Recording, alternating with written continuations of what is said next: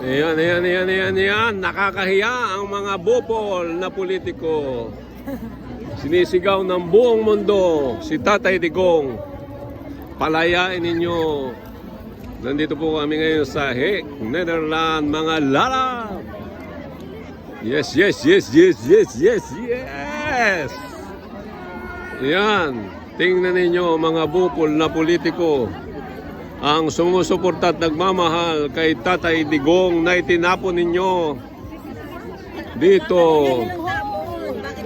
Hindi po kami bayad. Kaya nga, hindi kami bayad. Hindi kami bayad. Hindi rin kami bangag.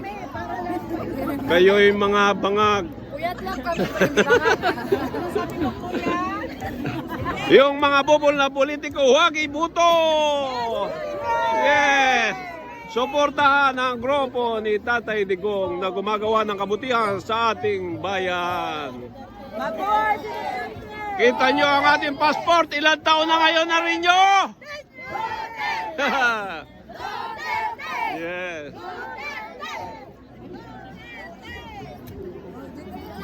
Yung mga magnanakaw at buhaya, itapon sa dagat at nang hindi pollution. Hindi nyo madadala sa kanilang buhay. Grabe na kayo. Tingnan nyo, nakita nyo ang galit ng bansang Pilipinas, ng mamamayang Pilipinas.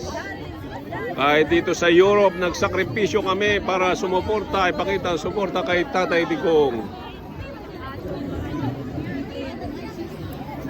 Hindi kami manghihinayang sa pagod at puyat.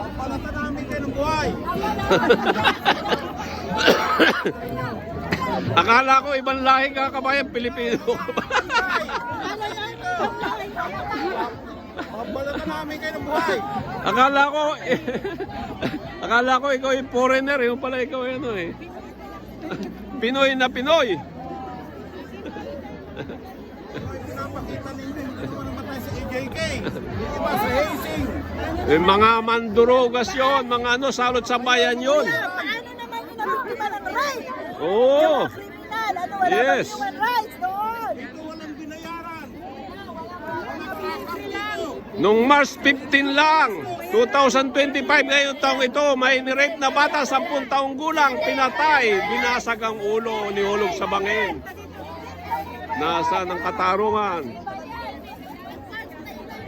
Ngayon, mahal nila ang kriminal. Galit sila sa mga kalaban ng kriminal. Pag ikaw ay kriminal, kawawa ka ngayon pagka ikaw ay kalaban ng kriminal. Grabe kayo mga politikong bupol. Nakakahiya kayo sa buong mundo.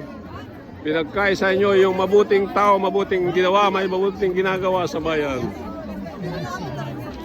Thank you. Patnubayan, nawa tayo ng Diyos sa ating magandang ginagawa para sa bayan. God bless us.